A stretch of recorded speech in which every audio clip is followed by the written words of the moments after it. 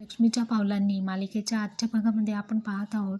कला अद्वैतच्या जवळ येते आणि त्याला म्हणते, हा जो काही माझ्या साड्यांचा बोला तू केला आहेस ना चांदेकर, प्लीज जाऊन तुझे कपडे आवड. मी माझ्या साड्यांच्या घड्या घालते आणि मला साडी बदलायची आहे. प्लीज रूममधून बाहेर जा, असं ती त्याला सांगते.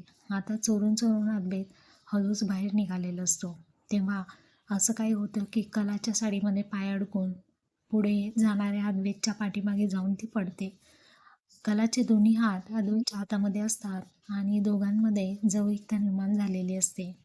तेव्हा अद्वैत तिच्याकडे पाहतो आणि कलाने सुद्धा खूप रिलॅक्सली तिचं डोकं जे आहे ते अद्वैतच्या खांद्यांवरती ठेवलेलं असतं आणि अद्वैतला तर खूपच आवडलेलं असतं. तो हसू लागतो. तेव्हा अद्वैत तिच्याकडे पाहून म्हणतो, बघ मी म्हटलं होतं माझ्याशिवाय तुझं पाणीही हलणार नाही, असं तो तिच्याकडे पाहून म्हणतो आणि कलासुद्धा हसते आणि अद्वैतसुद्धा हसतो.